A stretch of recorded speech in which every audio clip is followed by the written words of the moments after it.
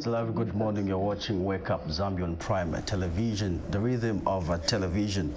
We're still moving on with our program, Wake Up Zambia. At this moment, I'm joined by Veronica MWABA, a media expert and founder and the executive director of Ziwa Science Technology Trust, a non-profit organization promoting science, advocacy, and communication. Good morning. Good morning. Welcome to Wake Up Zambia. Thank you. I'm so happy to be here. Thank you for this opportunity. It's been a pleasure having you on this platform. Yes. How is the trust doing? Oh, we are doing well. Oh, good to hear. Sure. The trust was established on the 1st of August in 2017. And then in 2018, it was registered by the Registrar of Societies. And I must say, since then, we've been doing a lot of work, you know, paying courtesy calls to key institutions, research institutions, government institutions, just to let them know about the objectives of Ziwa Science and Technology Trust. We are into science advocacy. The main objective is to promote science communication and science advocacy. You've mentioned of promoting science and the objectives that you've mentioned as you were explaining in the preamble. Why are you so passionate about promoting science and the communication technology as a trust? I must take this opportunity to say that I'm so passionate about this. In the first instance, I'm a journalist. Oh, sure. Oh, yes. And I have also seen that there is a lot of information gap in science.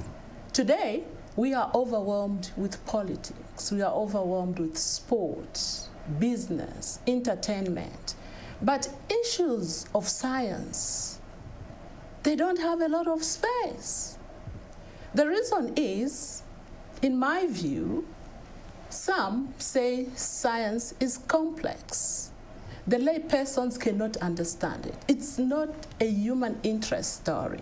But then, science and technology is the driver of economic development. Without science and technology, we are not going to do well in Zambia. You've mentioned of science being an economic, being a key of economic development. Why do you think science could be the key of economic development? To begin with, you know, the 7th National Development Plan, it's anchored on science. The Sustainable Development Goals, anchored on science. If we are going to be a middle-income country by the year 2030, we need to have a coordinated approach and get all these experts to be the front runners. I'll give you specific examples. Quite often, we have seen an expert explain about the technicalities when there's a disaster, when there's controversy, someone wants to comment on anything, that's when we see them. But this is not the case. What it is I just want to be current. Let me just refer to the climate change. The scientists have been predicting. I would take you back to 2011. And it is documented that between now and 2044, the climate change impact is going to be devastating. We have also come across so many reports documented that by the year 2050, food security, the population is going to rise and food security is threatened. And we have also seen a situation where the crops are devastated with pests and disease. And we cannot leave out the livestock. The livestock has not been spared from disease. There is this interest to reduce poverty in this country. but we are not giving the space to these experts to talk what they want to say, to educate us. For example, all the predictions, what we are seeing now, it's something which they predicted before. In 2014 and 2015, the researchers said the rainfall in this country is going to be erratic in some parts of the country. The harvest is going to be poor. But then when this happens, it's like we are just waking up from slumber as if we don't know anything. So it is important to enhance the communications outreach. It is important to give space to these researchers to talk about what they are doing. So as Ziva Trust, we are going to zero in the key thematic areas, because there's science in agriculture, there's science in education, ICTs, health, the environment, engineering. But we see little of these experts. At times, we see them when there's an event, when there's an exhibition. But what happens after that, after planning, when communiques are passed? So we would want to encourage them to unpack the 7th National Development Plan. Would want them to start breaking the jargon in this so that people begin to, to participate. There's nothing complex. Just like Albert Einstein said, if you don't know how to explain it, then you don't know. If you can't explain it yourself, then you don't know. If you can't break the jargon for something that you have done. So we want them to break the jargon. We would want people to participate. We want the people to start developing interest in science and technology. Because where is Zambia going to be between now and 2030? We would want to know. But this information, it's being shared amongst themselves. It's limited to the peers. Because one, they don't have this platform to explain things. If you call a politician, just you give a politician for a minute to come to the studios, he will come. But we also need to understand how these experts operate.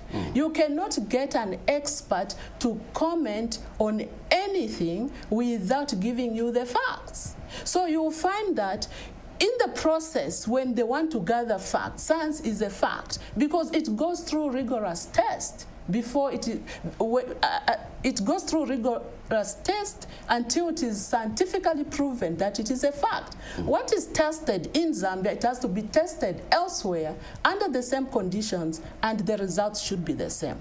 So when they delay, you find that that space is taken by other people. But hey, I think we have a serious problem. So this is why we need to have the communications outreach, that which is effective. And for Ziva Trust and Technology, we are going to zero in on 4 key issues. For example, as we do the communications outreach, we are going to talk about research and discoveries.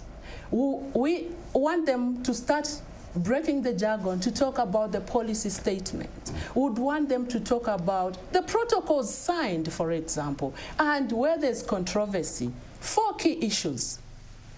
Because these are the ones, when they begin to talk, they begin to send key messages to the technocrats, to the policymakers. As they are planning, they should put more money in research. They should put more money and assist these young cadres. We need to bring young cadres, these ones with a creative mind. Those who are innovative, they need space. As they bring out issues, then we should have that. And this is how we are also going to create employment in this country. So science and technology cannot be ignored. The scientists themselves, the experts, they understand the practice and the power of science. But then we are paying little attention to them.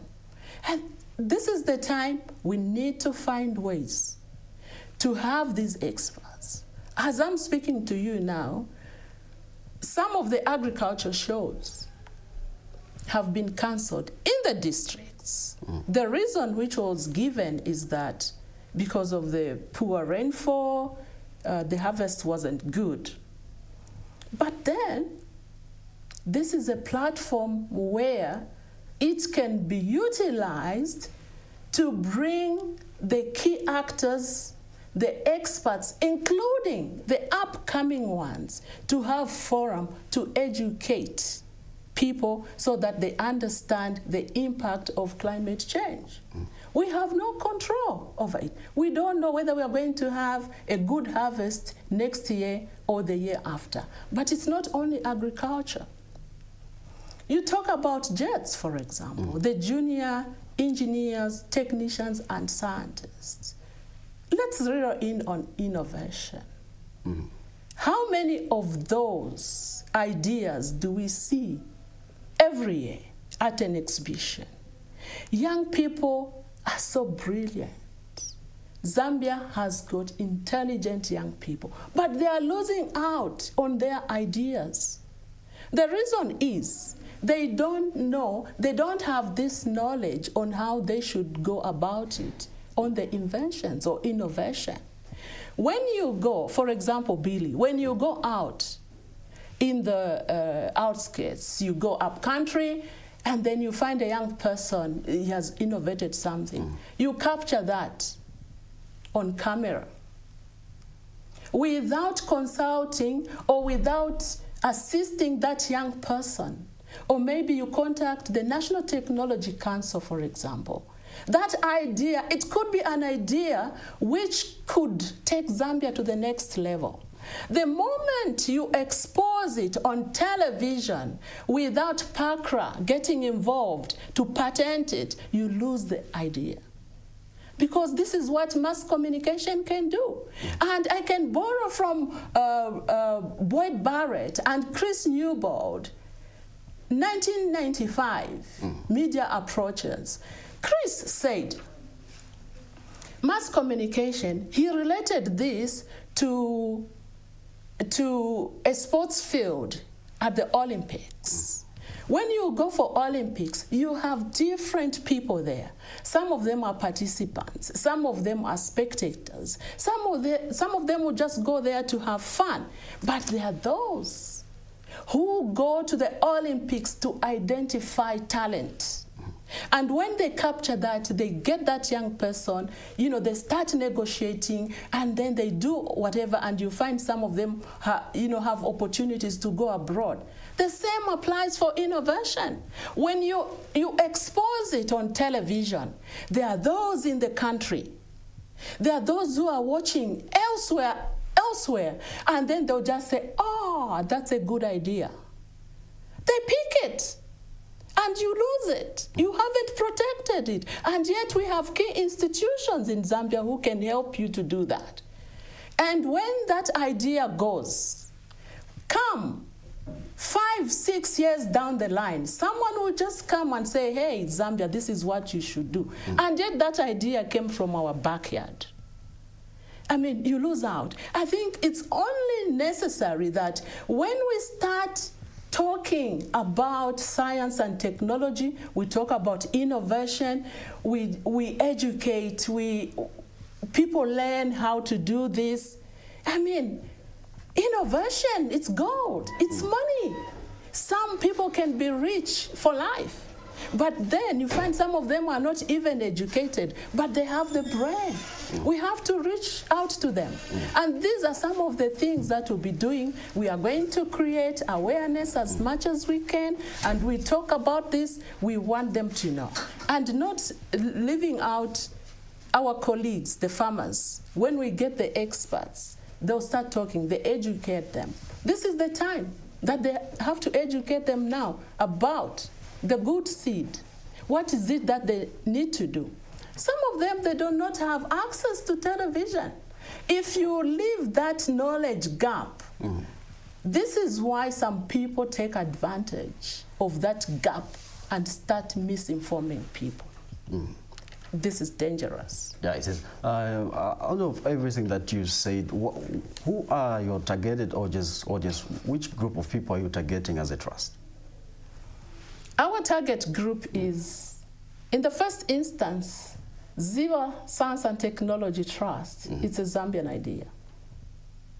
So it's for Zambians. The name sounds local, sure. Yes, it's for Zambians. Ziwa is a Chewa name. It originates from Katete in Eastern Province.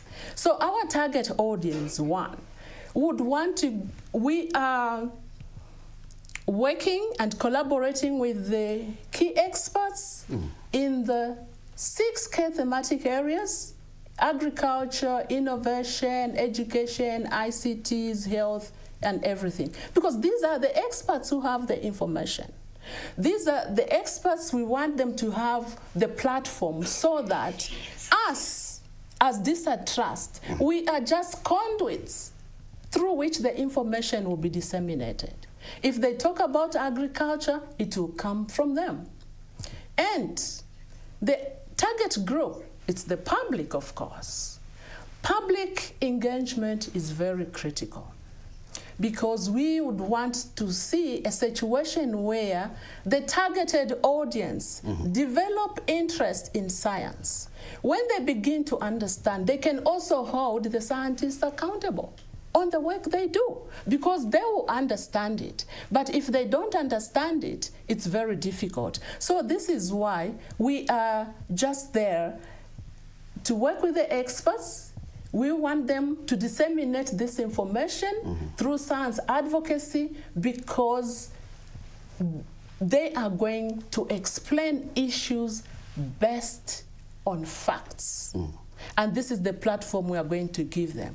And we also encourage people, like the young people, for example, they should also get interested in science. And not forgetting the parents, because the parents, we get back to the house, to the villages, they should also encourage their children to take up science and technology. If we are going to have limited numbers, we will see other experts getting the jobs, because that knowledge gap will be so much. For example, in Zambia today, research suggests that when children are enrolled, both females and males, in grade 1, it's above 100%. 105 or 104%. But as they progress in their career, in their education, the numbers drop. Of course, there are so many different factors why children are dropping from school. Of the total, 3% have access to tertiary education. It is not known how many of those are taking science and maths. So we have to start this, it has to go all the way, we started from kindergarten, so that our children, they start developing this interest, and our teachers also, they need a lot of motivation, by the way. I'm sitting here simply because my teacher worked so hard when I was young. Exactly. In Dola, Chifubo. Exactly. You know, so they also need that motivation. So education is key, in short. So what plans do you have for young people in terms of activities or anything, just anything that you have as a trust? What plans do you have for young people? For us, we are playing the role of a facilitator. We are coordinating this because we realize that if we don't, if we are not aggressive in science advocacy, then we are not going to achieve our goals. Not as DISA Trust, but as Zambia, for example.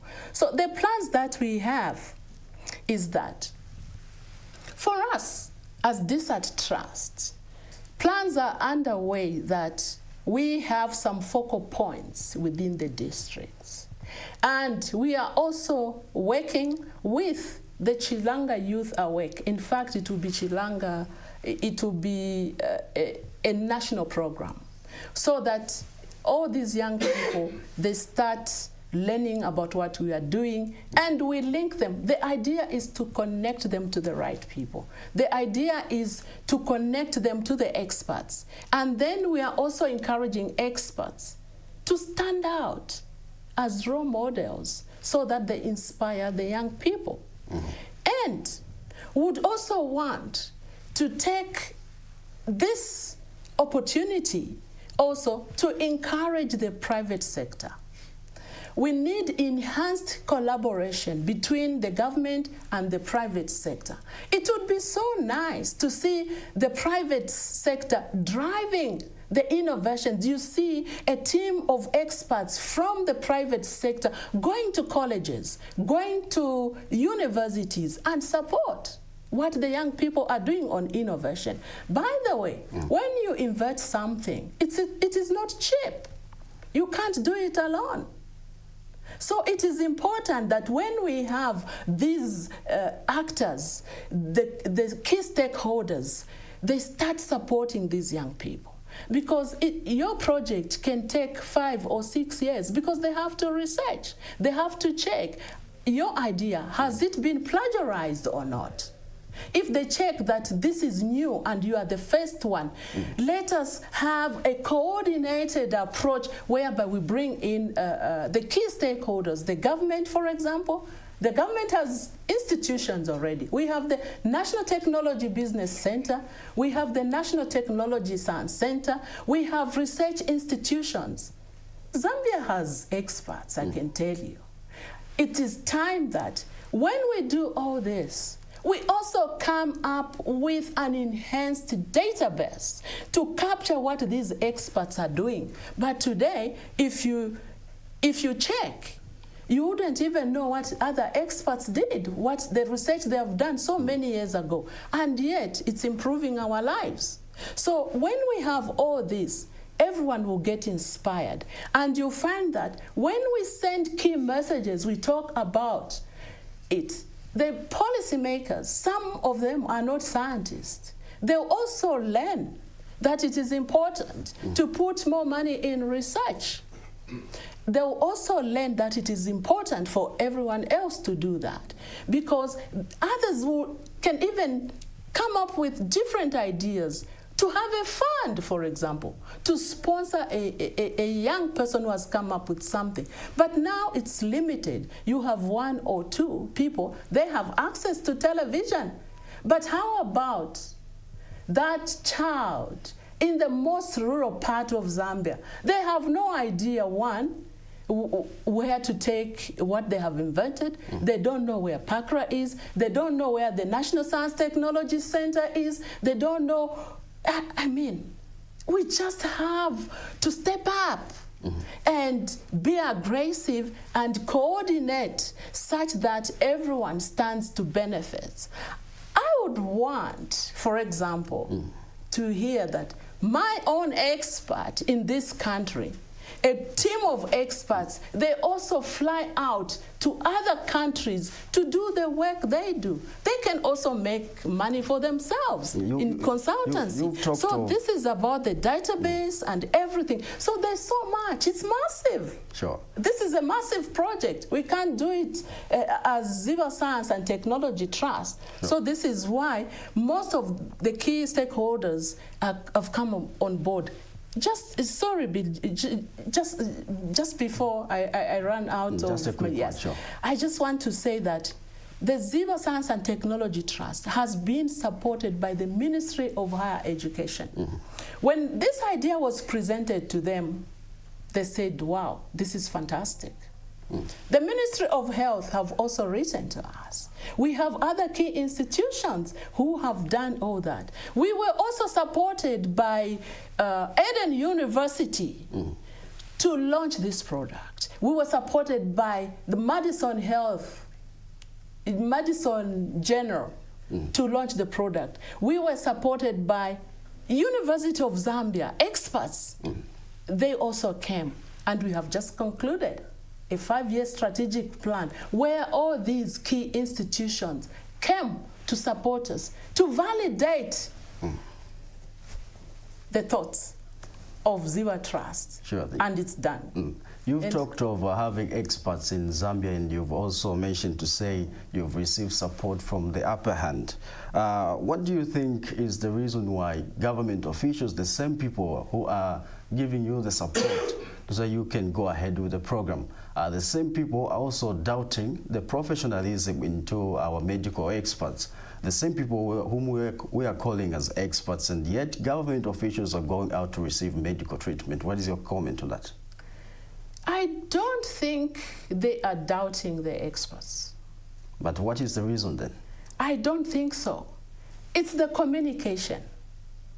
It gets back to the way you disseminate information. When there is a gap in the communications, you don't do it properly. Others take advantage to misinform people. We are not doubting our own experts. Zambia has a capable team of experts. What is required is to do it in a collaborated, organized, sustainable, we see some continuity, and communicate the right information to the people. Otherwise, we have the experts in this country. Of course, they could be, just like any other profession, some would, just like you have some conmen in business or whatever, but it's not common. This is why, as science advocates ourselves, we are going to connect, to link up with the National Technology Council. They are aware about this program. We are going to link up with the research institutions so that we have that database, that which is comprehensive, that we need to double check. Otherwise, I don't think they're doubting the experts. Probably they could be having some challenges on equipment. We have the expertise in the country. This is why when you have a platform for science advocacy, we are going to give the opportunity to the experts to explain what challenges are they facing in their work. For example, are there any policy statements that hinder them to do further research in their work? Do they need to amend the laws so that they do their work? Of course, there are ethical issues.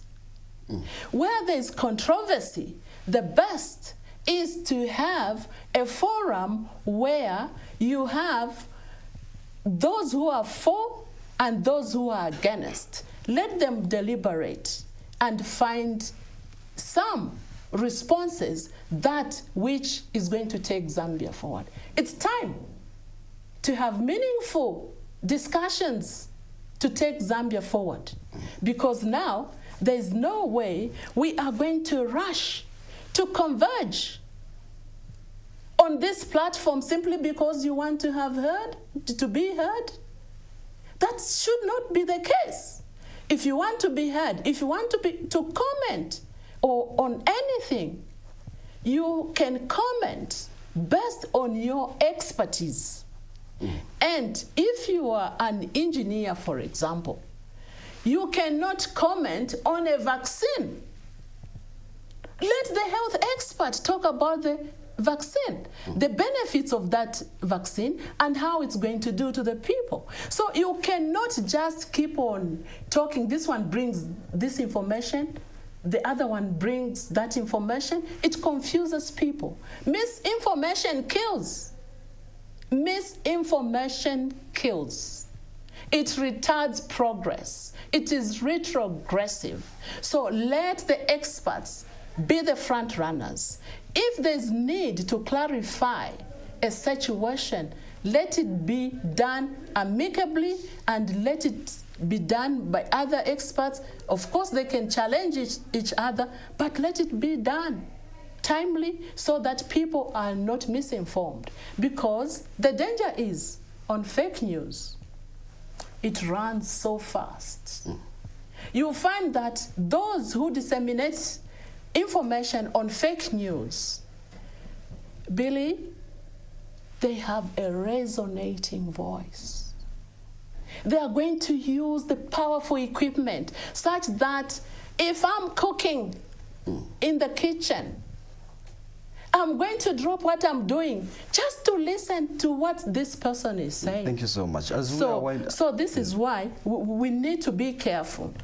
Let us recognize each one's expertise. As we are winding up, just a quick one, just a quick question. A comment on the misinformation and fake news on the cancellation of agriculture show. Just a quick one, in seconds. Your comment. I'm not a fan of fake news. Fake news is bad news. Thank you so much. Well, thank you so much for coming, sir. You're watching. The pleasure is mine. It's good having you on this platform. This is Wake Up Zambia. Thank you so much for watching. For now, we take a break, and the program continues on the other side. We'll be right back.